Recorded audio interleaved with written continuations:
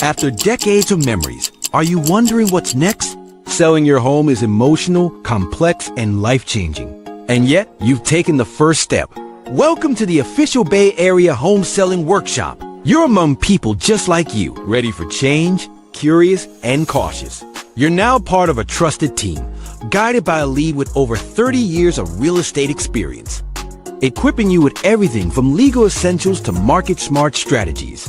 This isn't just another seminar. It's your launch pad to clarity, confidence, and the next chapter. We're so glad you're here. Let's begin.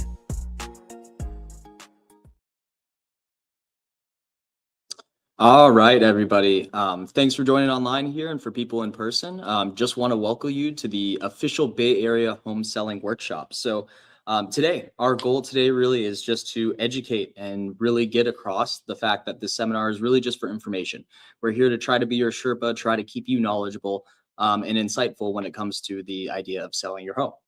So with today, just introducing and kind of going over a few things that we're going to be tackling today is really just the complications and hurdles of selling, right? So we're going to be looking at timing, preparing, identifying trusted professionals to work with, like your contractors, your title officers, getting the photos ready, everything like that.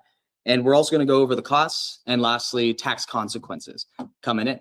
So of course, we're going to try to tackle everything that we can for you today. But the main thing is please ask questions. We've got the comment section and we're happy to tackle anything. And we also have a Q&A at the end of the day as well. So just a little bit of a background on kind of our team and what we do, right? We've been around for a few generations coming across. So myself, I'm a third generation real estate agent. Grandpa started the business around here. Our fearless leader, Keith, he's also second generation and leads everything that we have. So the rest of our team here is really just an extension of ourselves. We've got great backgrounds across the board, whether it's from business, psychology, interior design, past contractors, all of those types of things across the board, just to make sure that we can help give you the knowledge that we're looking for and everything like that. So going into what we're going to be covering today. So to start off, we're going to have understanding current market trends and conditions. Next, we're going to check out, do you have to pay for buyer's agents anymore? Then we're going to tackle buy first or sell first, then move into tax benefits and protections, then essential home preparation tips, which home improvements maximize interest, disclosures and inspections, really how important are they? The step-by-step process of selling and effective marketing strategies. And lastly, when is the best time to sell? So like I said, we're going to have a Q&A at the end, but hopefully we tackle most of the things that you're looking for today to get those questions answered. Just one request that we do ask is if you do find this informative or helpful, please share it with people. We have past recordings across the board. We're always happy to talk in person, continue this conversation at an actual coffee shop or anything like that. So let's get started and really hop into Bay Area market trends, right? So really understanding the current state of the real estate market and what we have going on. So if we're hopping into January 2026, the main thing that we really want to share across the board is that there's nothing shocking or too sexy about the market right now. It's really healthy, and that's a good sign from what we've been seeing from the past few years, especially everybody getting a little bit acquainted to that craziness that we saw about the actual pandemic coming across and prices really rising. So we're seeing things ease out a little bit. So if we're going to go into specific numbers here, the average sales price is up year over year for the third year in a row, right? So we're looking at 2025 really seeing a modest level of appreciation, but appreciation nonetheless, which is really important across the thing. So with inventory growing 20% at the start of the year, which is normal for this time, by the way, we're also seeing that pending sales have risen about 30%, right? And so that's what we're seeing across the board. And as a matter of fact, this is actually the very highest inventory that we've seen to start the year in 3 total years. So this is actually really encouraging for home buyers at the same time, which is creating demand for us one way or another. So now going into a little bit as well, kind of hopping into pending sales. So we've also seen pending sales at their highest in 3 years, which as our purchase applications at the same time. So funny enough, I was actually just talking to a mortgage broker that we work with, and he was mentioning that they actually had one of the single highest days of people applying for mortgages. So that's a really good sign that we're starting to see this pent up demand one way or another. overall, with everything that we're seeing there, it's a nice and balanced market for both buyers and sellers, right? So which we don't often see here in the Valley. Typically, we're going to see a absorption rate usually around 60%, and that usually equates to like what we're going to see with sellers market in the Bay Area. So what we're looking at right now for that absorption rate is we're starting off the year at around 40%, which means just a little less than 1 out of 2 homes are actually being sold. So in a seller's market, of course, we're a little bit more past that, and that's typically we're going to see there. At the end of the year, what we did is we actually ended with an absorption rate around 50%, which means once again, 1 out of 2 homes we're buying. So as we ramp up the new year, we'll probably start to see that increase quite a bit. Any questions across the board with that? So with mortgage rates hovering around the 6s right now is what we're expecting going into the new year. It's been a huge relief overall from the last couple of years or few years, which we've been seeing a 7 to 8% situation, right? So what we're looking at that is if you really think about it, that's about a 25% cheaper kind of cost of purchase.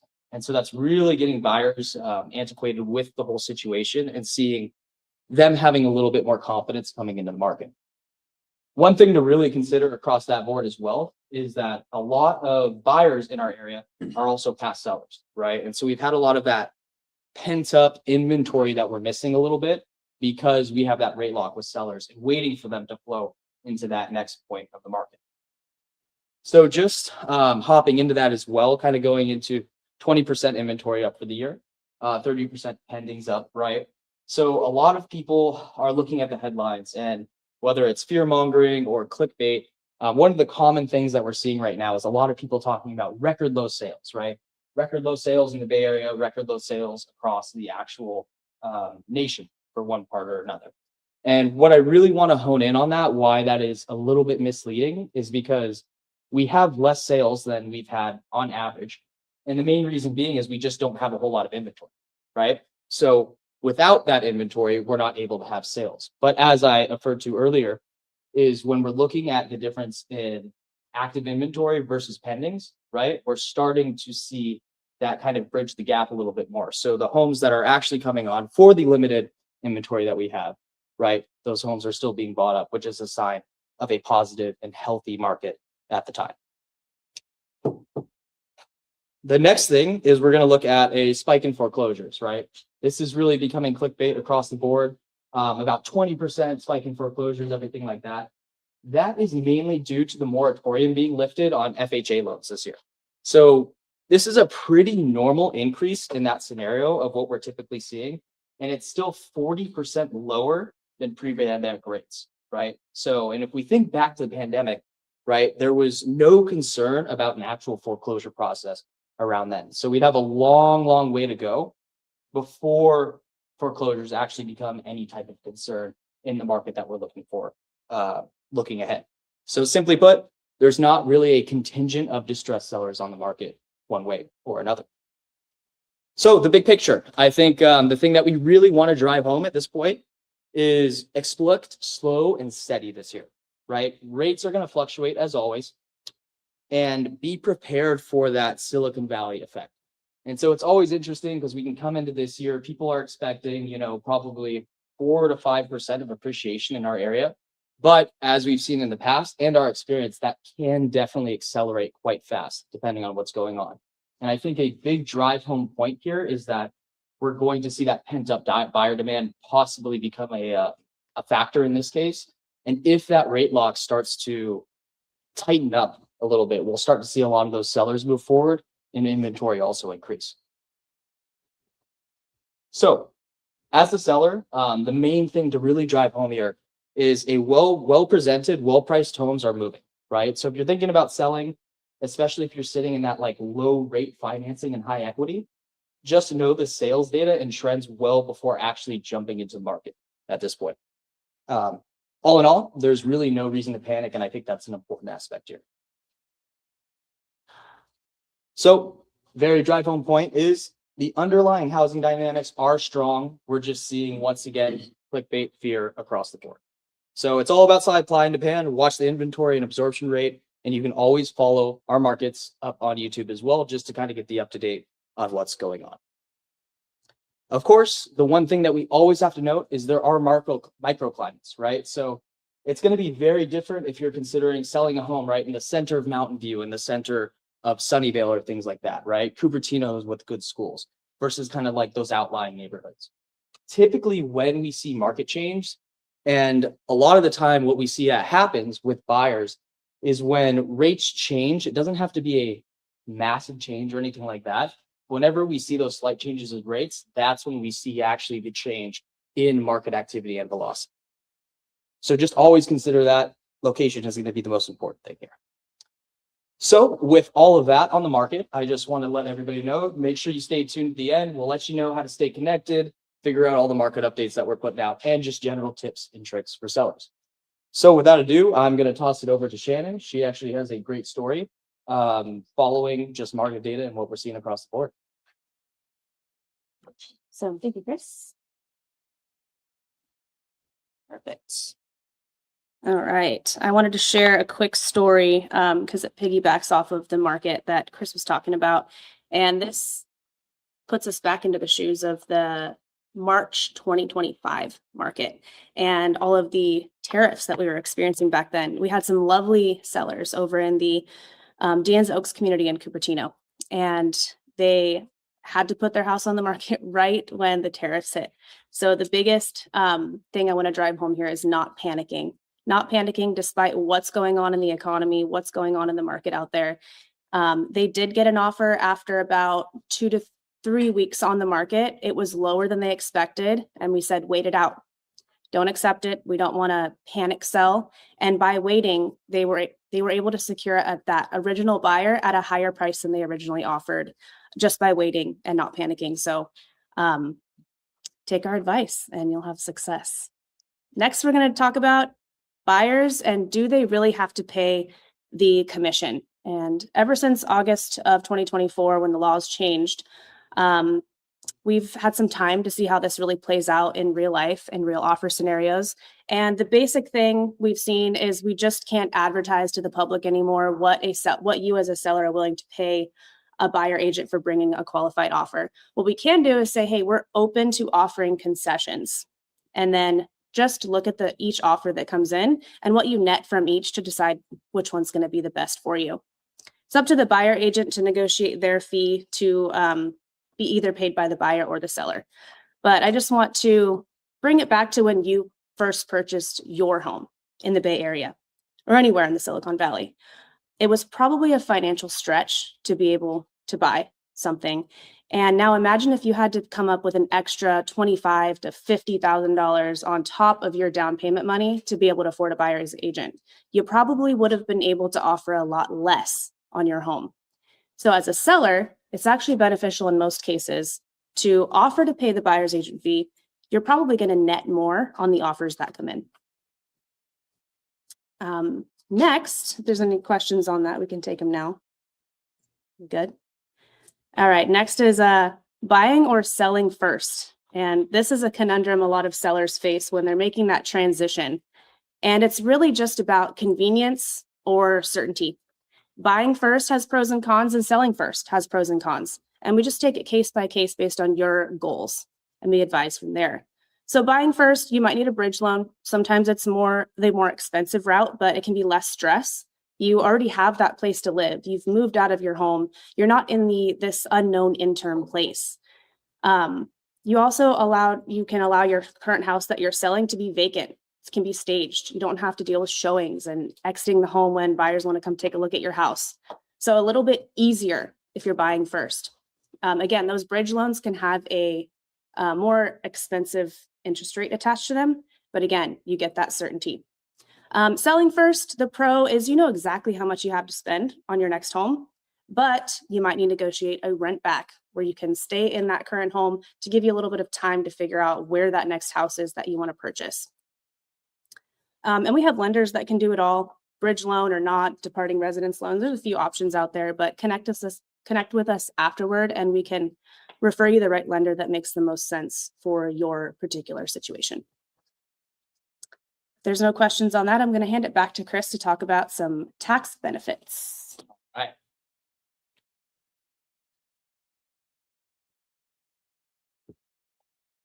Let's get this to come back. There we go.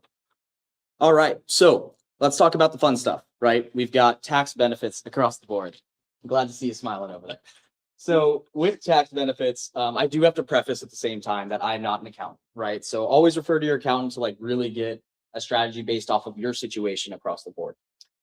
The things that really made a difference, especially for home sellers when it came to taxes and everything, were a couple of propositions that we had. So we had 60, 90, and 19. And so they really all built upon each other to start becoming a better factor for most people. So a couple things to consider with these, at least to start off, this is mainly for people that are sellers departing their residence, right? Trying to buy a home, trying to avoid that whole idea that they got landlocked a little bit because prices grew so much. And maybe you bought your home at $100,000, $500,000, right? And you want to keep those property taxes. So when 60 came out, what that really did, which said, hey, if you sell your home and you buy a new home, right, you're going to be able to carry that property tax basis over within the county, right? So if you bought another home within the county, you're going to be able to carry that over. Now, a couple caveats to this that we really check out and look at is that if it's at equal value, right, it's clean, right? You're able to keep that same basis. Everything carries over really, really convenient.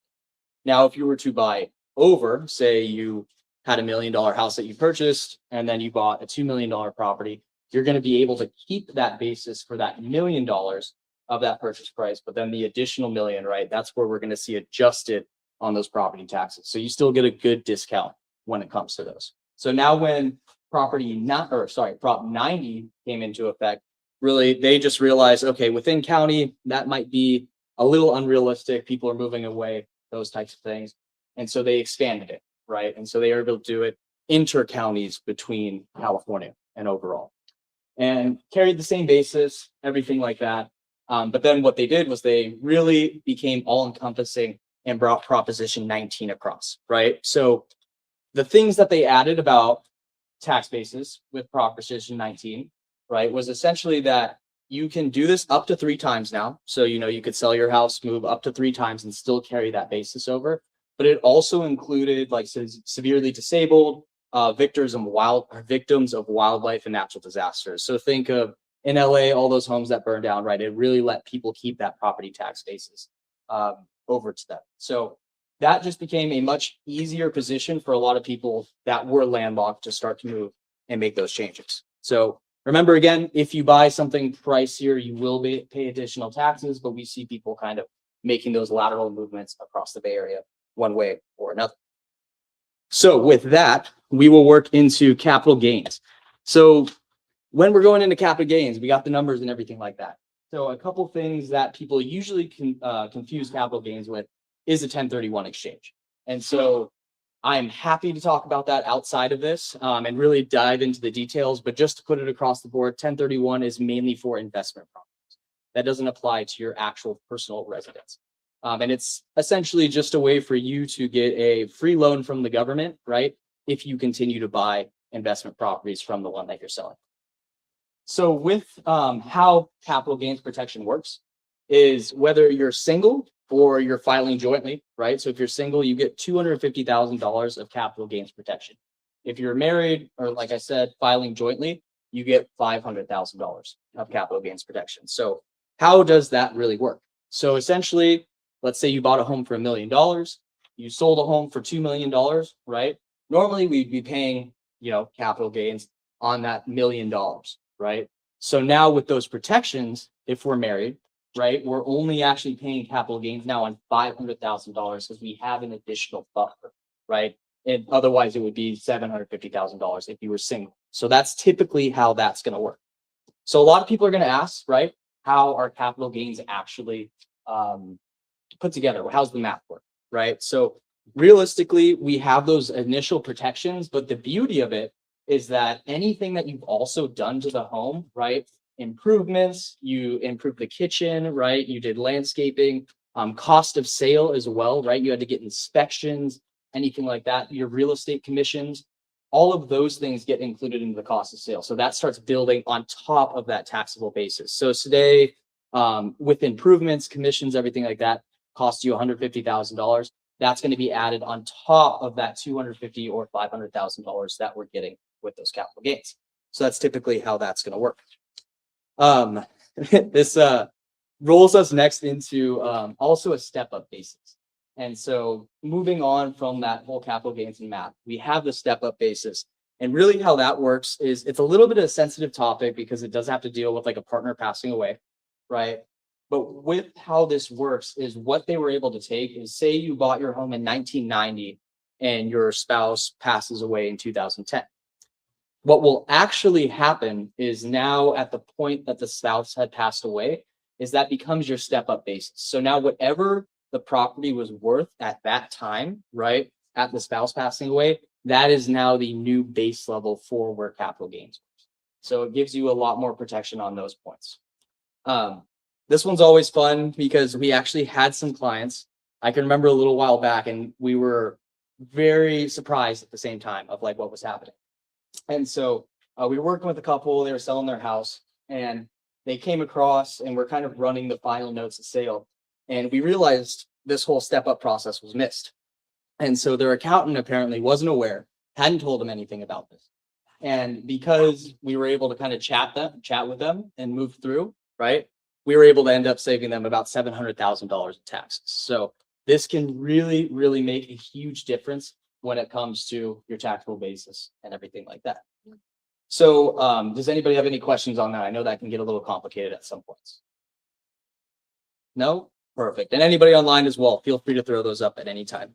But with that, I'm going to toss it back over to Shannon and she's going to talk about essential home preparation tips. Thank you, Chris.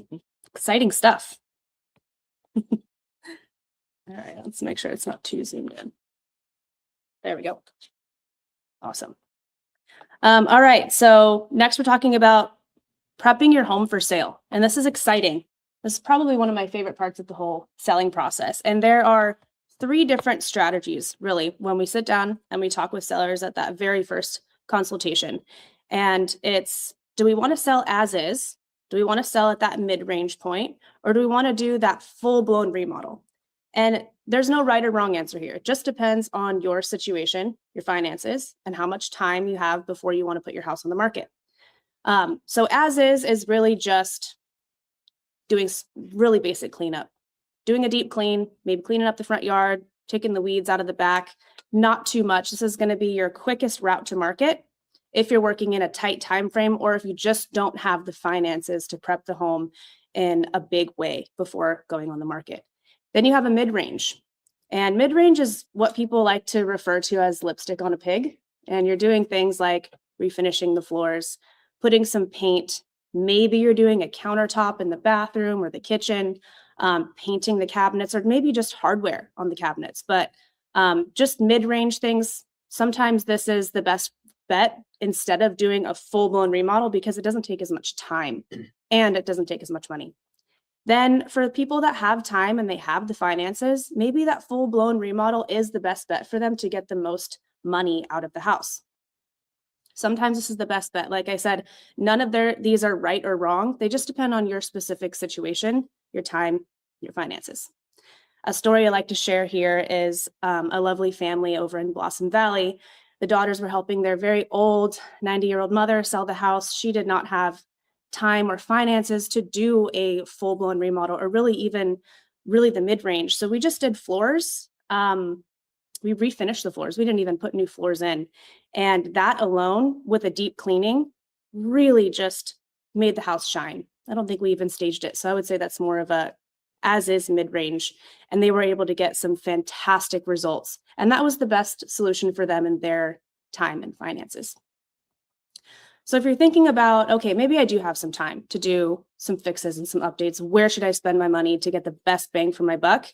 And this is which ones are going to maximize interest.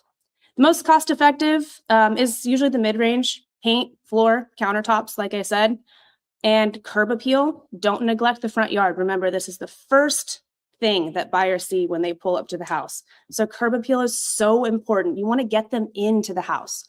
So mow the lawn, clean up that garden, maybe plant some flowers, make sure it looks nice from the street. Put your trash cans on the side of the yard. It does make a difference.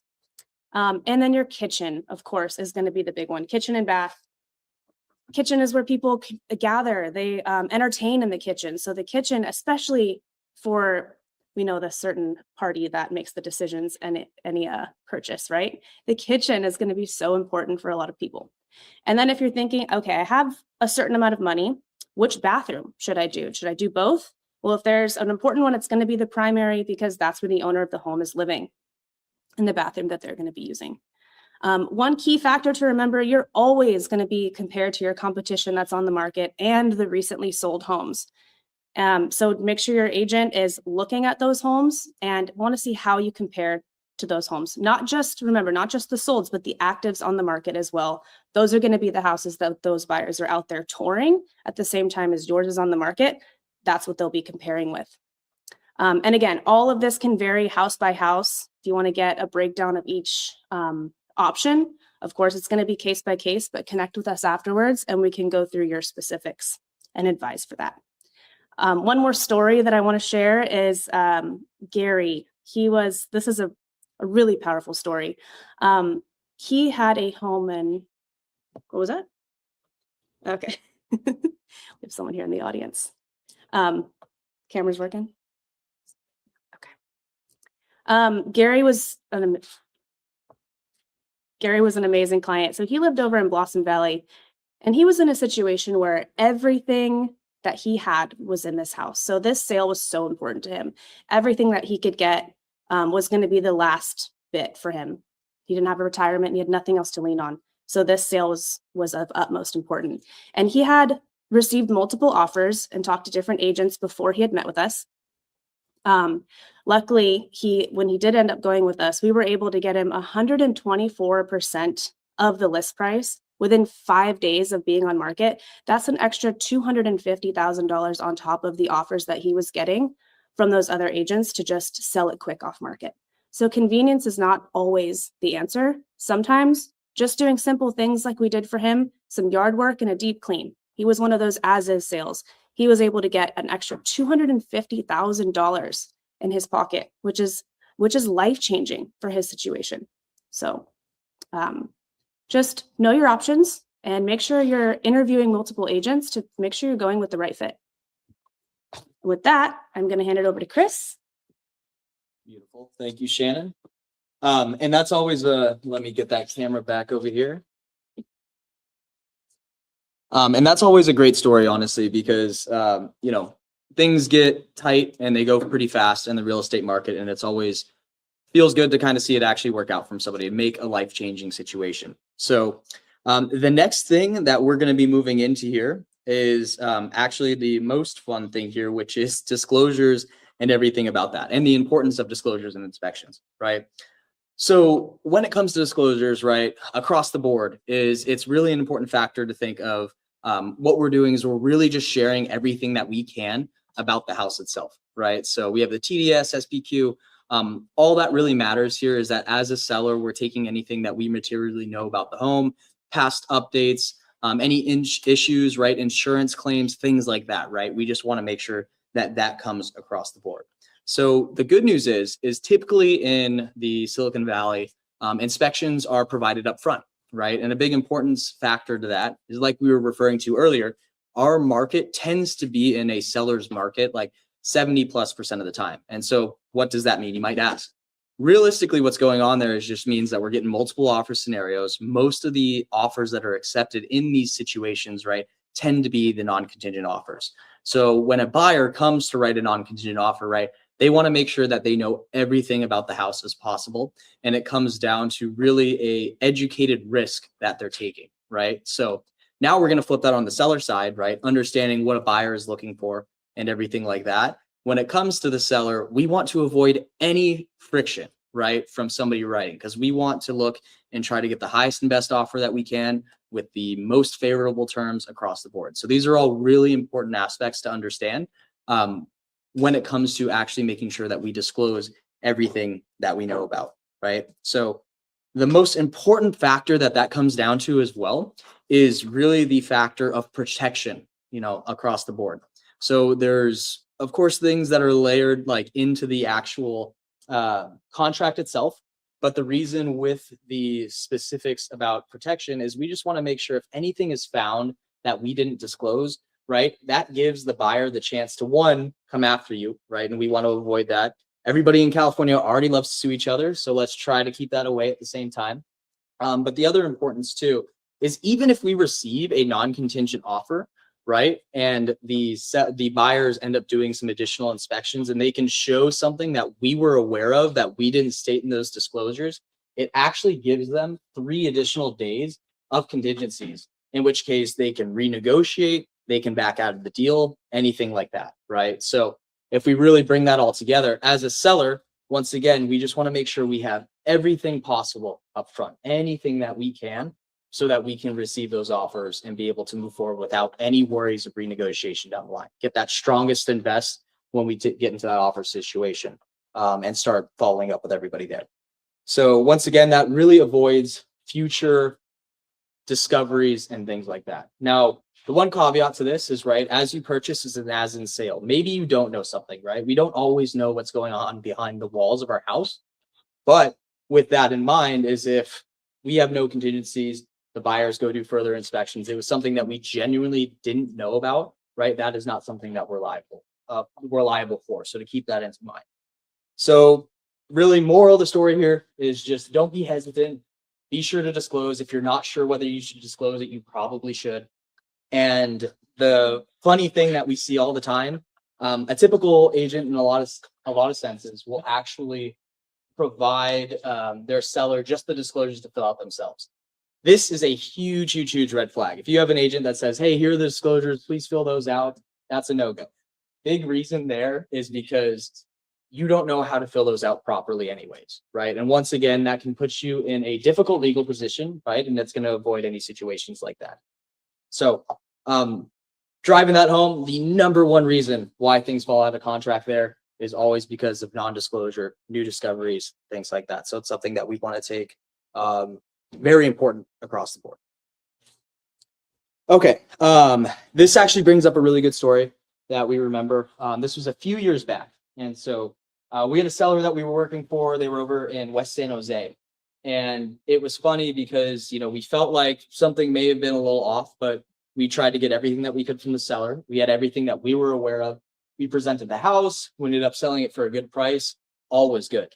So we think all was good until we find out 6 months later, we're receiving some legal proceedings. And so we're like, well, what could that be, right? So what had actually happened is the buyers had started digging into the house. They started to do some work. And at the end of the day, they found out that there were things that were taken care of by the past sellers that they must have known.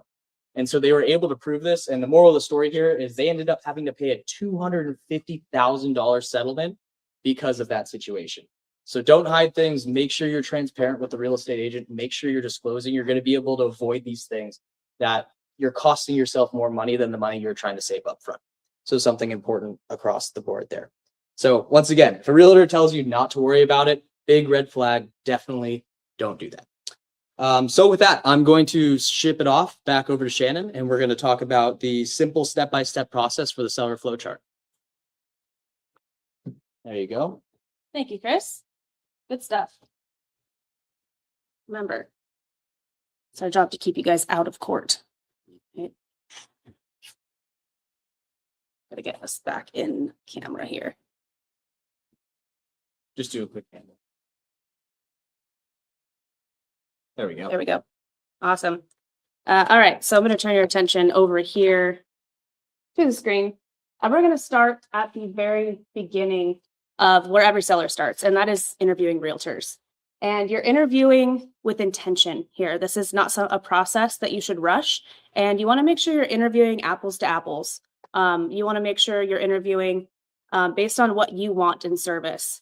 If you're looking for the cheapest, quickest route, you're going to find discount agents out there or limited service agents. But you're also going to find agents like us that are what we call full service or white glove service. So when you're interviewing, make sure you're interviewing with intention and comparing apples to apples on the service that you're actually going to receive.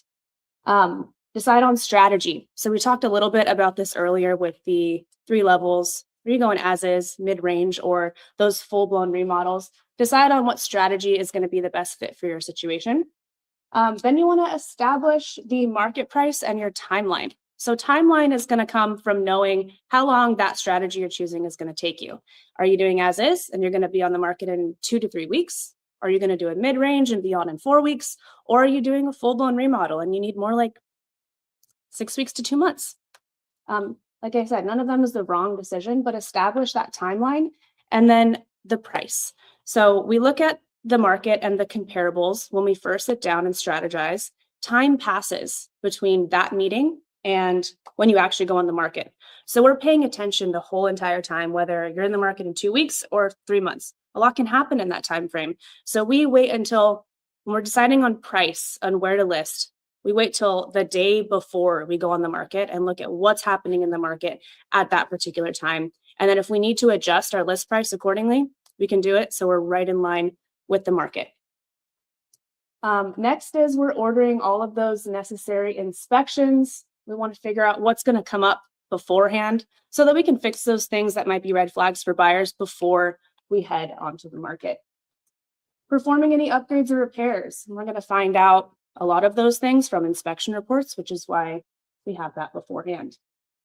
And then after we decide what repairs to do, maybe there's some that need to be done, maybe some we can leave to the buyer. We're going to decide which one of those are important and which ones might really affect value. Like if we find foundation issues, maybe repair those things before we hit the market.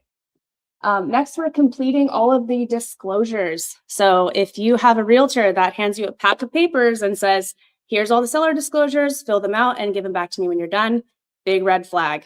We want to make sure we sit down and we fill out those disclosures with you so that you're not using any terminology or language that could put you into court. Next is staging and video and photos. All of the marketing is going to happen the week before we hit the market. Typically, we'll do video, photo, all professional on a Wednesday, Thursday, Friday. And then over the weekend, we have our marketing team put together the beautiful package. And by Monday or Tuesday, we have an amazing website, a whole photo, a video that showcases the lifestyle of the home and what it's like living in that neighborhood, not just this house is a 3-bedroom, 2-bathroom, 1,500 square feet. We're showcasing the lifestyle in that video. And that marketing is so, so important. And then we go on the MLS midweek. Typically, we don't want to go on a Monday or a Friday. We want to go right on in midweek. And there's a strategy behind that as well. We want to give any homes that were on the market the week before that have offer deadlines enough time to pass early in the week, but still be on early enough to be able to hit our open houses on Thursday and Friday. So typically we'll go on a Wednesday or Thursday.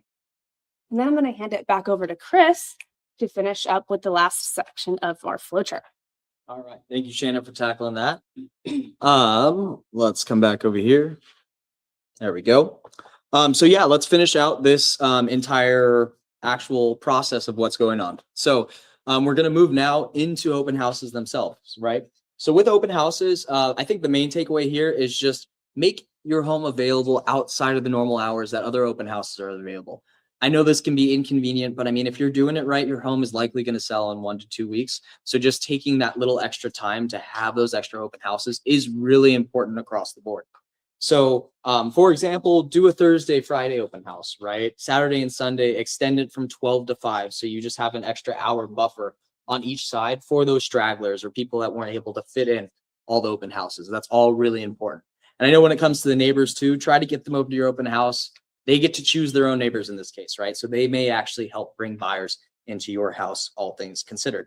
That gives me a really fun story. We actually had this group of clients. It was 4 or 5 of them over the span of 2 years.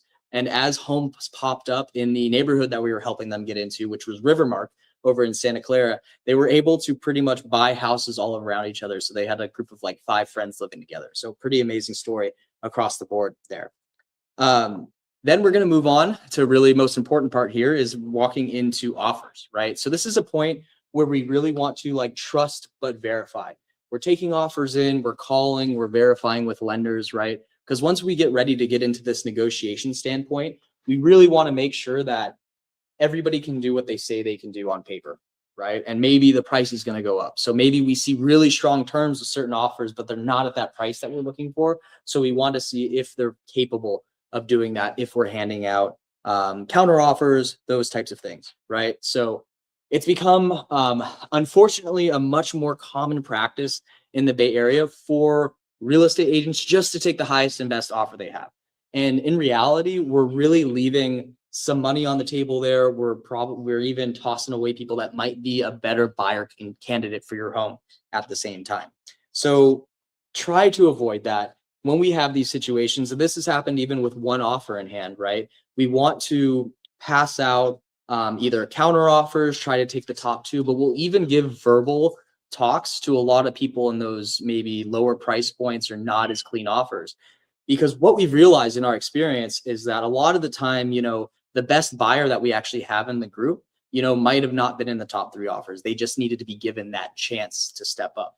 And so we've actually seen people at the very bottom, just because they didn't expect a house to go as high, step up because they really did love the house. They just weren't ready for that price point yet. So it can really make a large difference when it comes to those offers, right? So, I mean, we've even seen lowest come 250K above the highest offer. There's always a better scenario that we can go with across the board, and understanding on the buyer's agent side too, what those clients are looking for, what's important to them, right? So the other thing that we can work into here that I wanted to mention as a seller, something important to note is that this is where we can also try to get like rent backs. Say you're trying to move out of the house and you need a little bit of extra time, right? We can get like a month of rent back or something like that. Okay. So moving on from there, we're going to talk about understanding terms and conditions, right? So we talked about this. We're going to have a few contingencies, things like that, rent backs, closing time, right? We really want to lock those in. The most important thing here to understand with contingencies is we have three general contingencies: a property contingency, an appraisal contingency, and a loan contingency. Property contingency is the one that keeps the buyers most protected. So from a seller standpoint, our goal is to make that as short or eliminate that in total, right? So that becomes really important with the property contingency. We always like to joke when it comes to that property contingency, right? It's pretty much the one that says, hey, the house looked funny at me today. I don't want to buy this house anymore. And buyers can back out, right? They can do their additional inspections, everything like that. Appraisal is a situation where if it doesn't come in, we can move past that. Loan is dealing with the loan. So moving on from there, then we just take it next. We go D-stage, take everything out of the homes. We've got an accepted offer at this point, so we keep moving forward. Then we tackle the sign-off, which is just making sure all of our numbers line up on the net sheet. Things are as we're looking for them. There's no funny business going on. We get to move on from there. And finally, we get to closing. So at that point, hopefully you get to chop back, open a bottle of champagne, and actually celebrate and hand your keys off and move on with the next stages of your life. So that is so much information to be packed into all of this. Typically, this conversation usually lasts an hour to an hour and a half when really sitting down. So there's always more to dive in if you have questions, and there's things that we can make a little bit more clear one way or another. So with that, I'm going to be hopping it over to our next speaker today. It'll be Adam Bouzmaha, and he's going to go over effective marketing strategies. There you go, Adam. Good luck. Thanks, Chris. Yeah. Let's see if we can get this camera over here. Do the little wavy thing. Oh. Wave up here. There we go. Okay, perfect.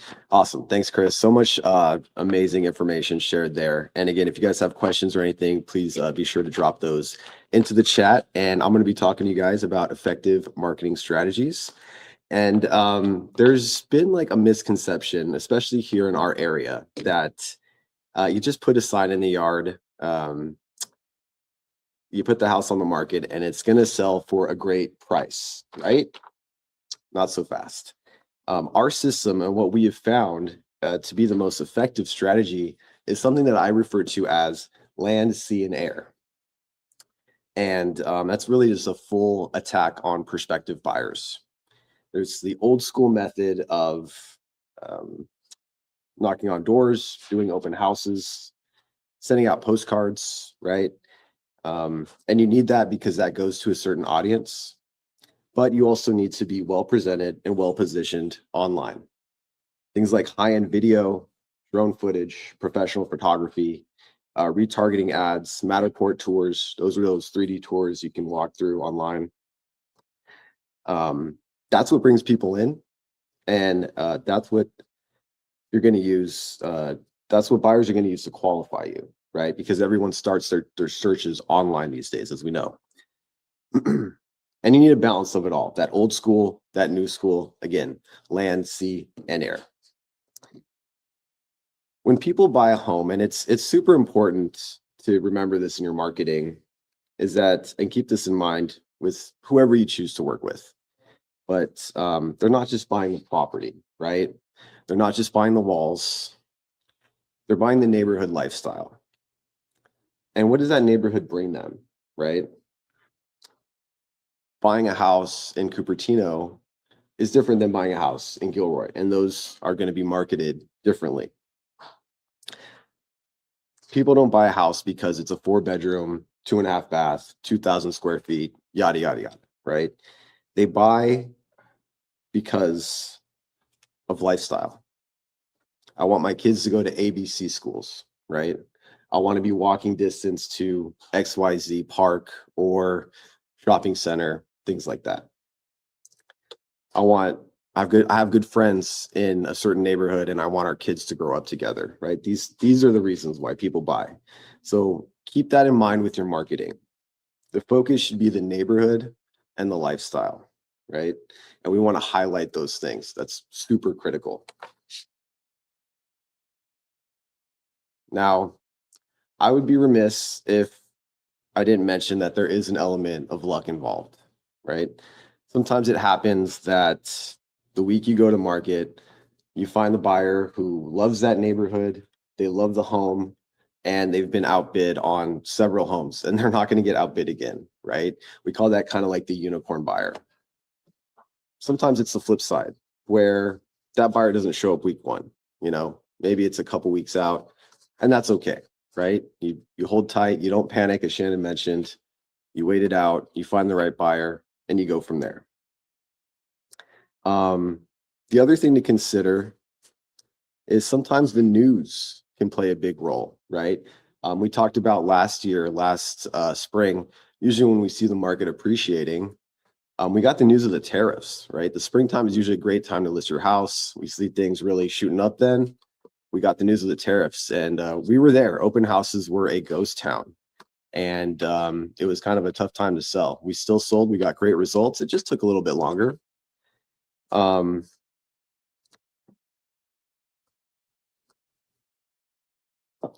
in this area especially, we are so sensitive to media headlines and how those affect the stock market, because a lot of people's down payments come out of the stock market.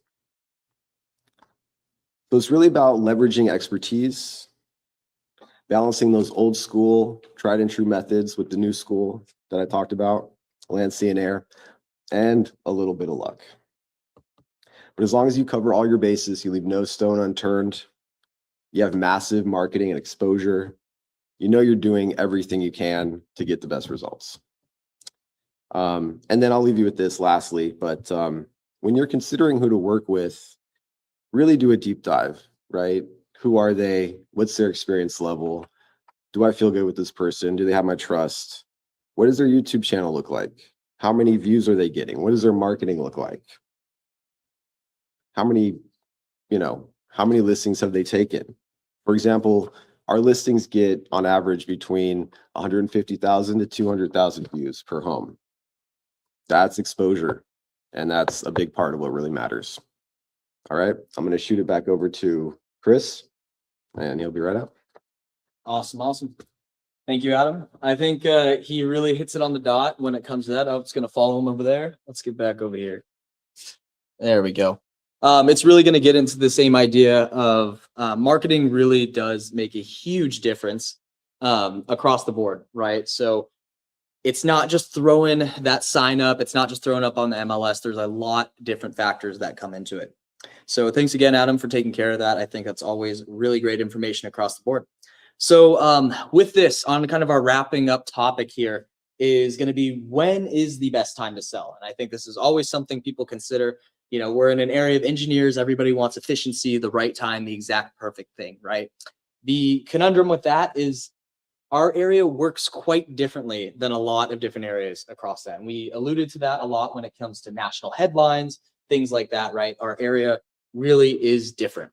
And so, you're trying to sell a home in Chicago, right? Over in Chicago in the winter, people don't sell homes in Chicago in the winter, right? It's cold. I don't know if you've ever visited. That's exactly what we're looking at.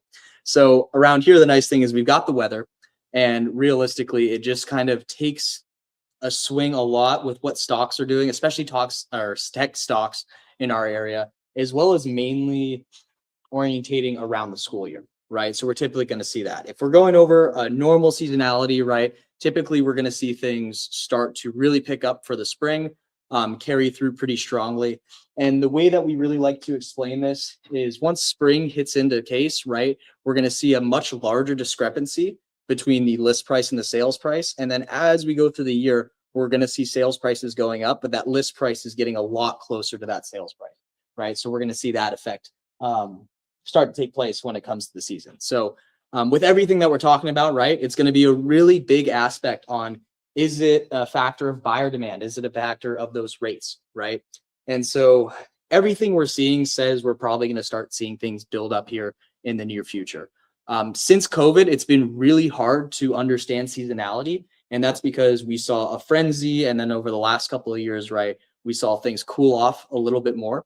And then even this past year, right, one usually we see in the first few quarters is the most transactions we're going to see, right? We actually saw that at the end of the year last year. So it's going to be really curious to kind of see what's going on. It's overall just kind of been a wild ride, right, from what we're seeing.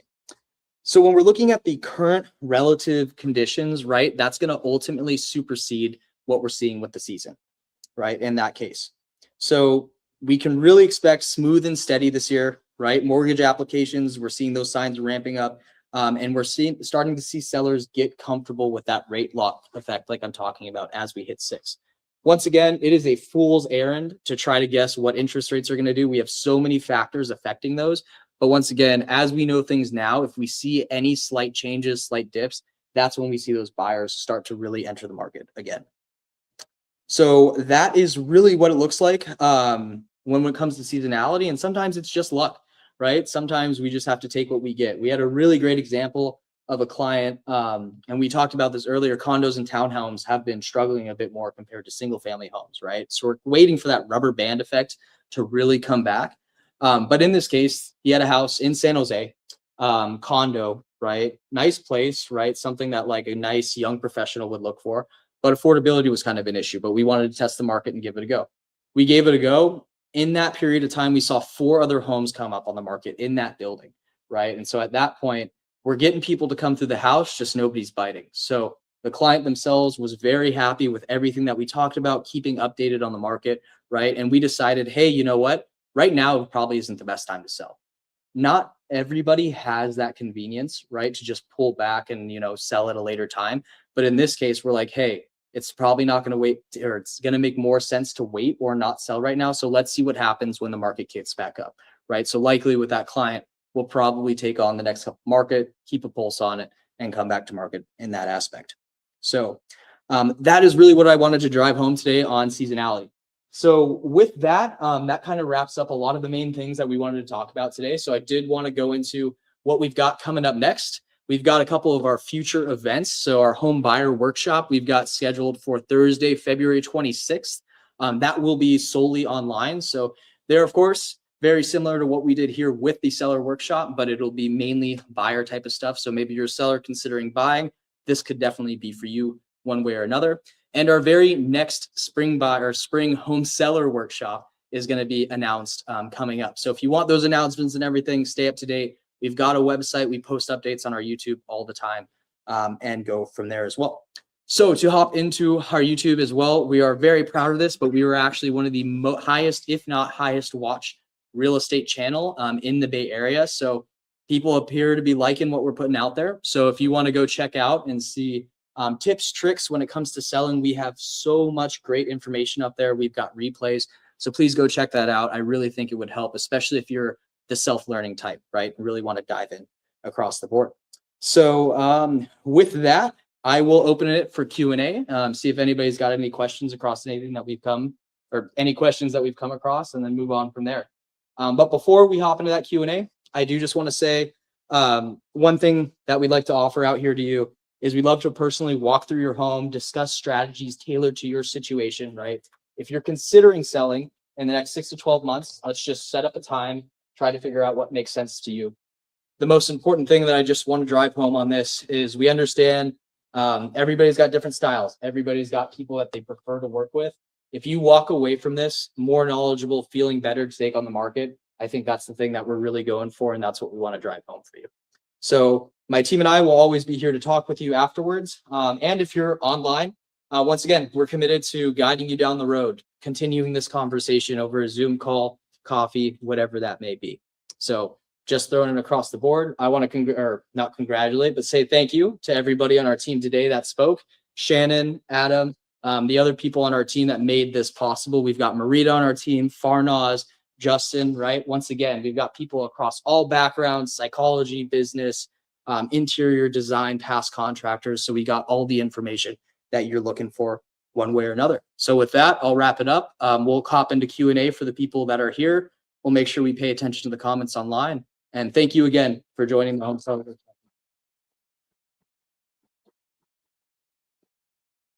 All right.